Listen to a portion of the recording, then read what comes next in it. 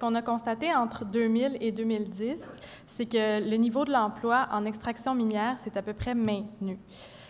Pendant la même période, dans les affineries et les fonderies, on a observé que l'emploi était passé de 5 000 à 4 000. Donc, c'est une diminution substantielle qui pourrait même pointer là, vers une marginalisation progressive de ce secteur-là.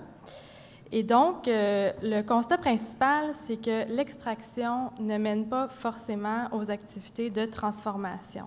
L'intervention de l'État doit se faire très tôt dans le processus parce qu'une fois que c'est rendu à la phase d'exploitation, il est trop tard. C'est joué. Très souvent, quand une mine ouvre, la production est vendue pour 25 ans d'avance.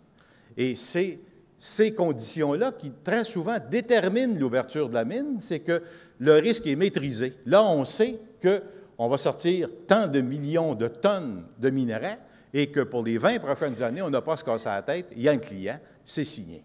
Alors donc, cette idée de la deuxième, troisième transformation, elle est capitale, mais il faut bien comprendre que ça dépend à qui on parle et à quel moment on parle si on veut avoir du résultat. Le plan Nord, ça comporte plusieurs volets. On va se concentrer seulement sur le volet minier. C'est une opération gouvernementale qui vise à régler ou à tout moins à proposer quelques solutions sur un certain nombre de grands problèmes, notamment le problème du logement, là, qui est absolument catastrophique chez les peuples autochtones du Nord. Mais on n'abordera pas cette question. On va se concentrer seulement sur ce qui est en train de se dérouler derrière des belles publicités, derrière une activité incessante de la part du premier ministre, qui insiste souvent pour dire que c'est tout à fait nouveau. Oui, c'est nouveau, en effet, parce que ce qu'il y a derrière le plan Nord, c'est un changement radical de la façon dont le gouvernement du Québec soutenait et accompagnait le développement minier. Une mine et un brevet minier, grosso modo, c'est la fiscalité, le coût de l'énergie et le coût du transport. C'est les trois enjeux, et quand on réfléchit à ce qui est en train de se passer, dans le plan Nord, on propose une modification radicale sur ces trois éléments-là.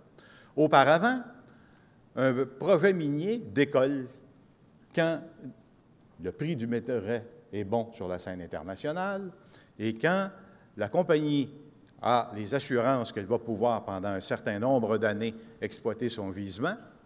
Traditionnellement, elle prenait à sa charge la totalité des coûts d'exploitation. Elle fournissait elle-même son énergie, développait ses infrastructures et une fois que tous ces coûts-là additionnés, si c'était encore payant, on procédait. C'est comme ça qu'on a ouvert Raglan. Hein?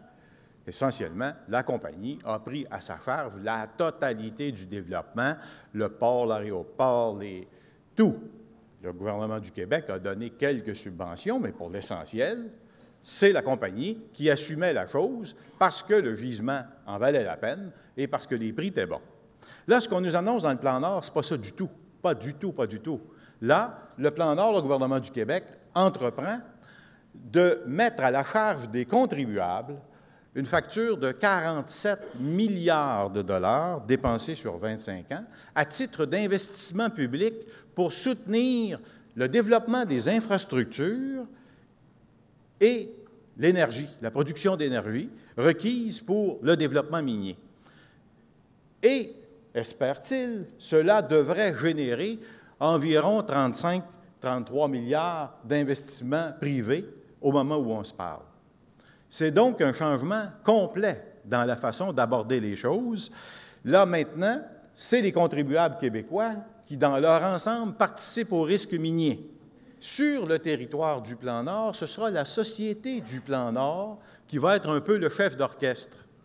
Or, on en sait peu de choses dans les documents gouvernementaux, mais il y a une chose qui n'y est pas et qui est fondamentale.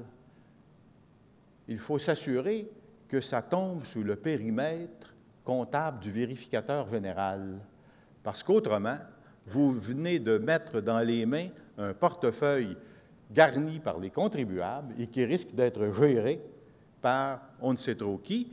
on peut présumer qu'ils vont tous être de bonne foi, mais s'ils sont si de bonne foi que ça, on ne verra pas pourquoi ils renonceraient à la transparence et pourquoi ça ne serait pas rendu public l'ensemble de sa performance.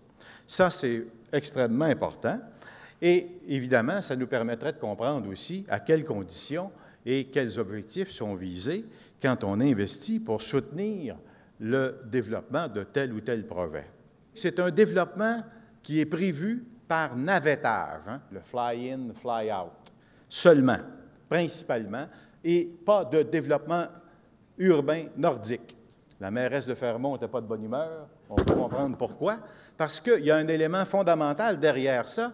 Le développement par camp minier, c'est un développement qui inévitablement donne au point d'origine l'essentiel des retombées. C'est de là d'où ils partent, les travailleurs et les fournisseurs, que les retombées se font. C'est dans ces réseaux-là, ça passe littéralement au-dessus de la tête des communautés, c'est le cas de le dire. Et le développement par camp minier, c'est aussi une question à se poser. Il y a des projets là on nous dit, il y en a pour 100 ans. 100 ans de navettage, c'est un choix de société, ça, là. C'est un vrai choix de société pour ce qui est des communautés. Le deuxième problème, c'est la répartition de l'emploi. Parce qu'évidemment, qui va se promener en avion au-dessus de la tête des communautés? Ces travailleurs-là, ils vont venir d'où? Et ils vont agir dans quelles conditions? Est-ce que ces conditions-là vont être des conditions de travail précaires? Est-ce que ces conditions vont être ceux de travailleurs étrangers saisonniers, comme sur le modèle qu'on connaît dans le cas des sables bitumineux ou même dans le cas de l'agriculture à certains égards?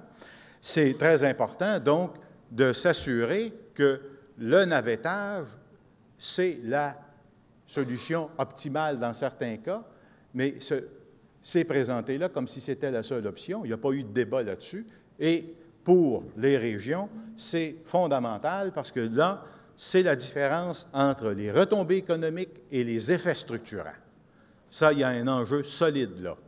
Si ça continue de se découpler, comme on l'a observé dans les tendances statistiques, on va exploiter de plus en plus, transformer de moins en moins. Et ça, évidemment, ça veut dire qu'on va accepter de subventionner la création d'emplois à l'extérieur. Je ne crois pas que ce soit une stratégie vraiment gagnante. Merci.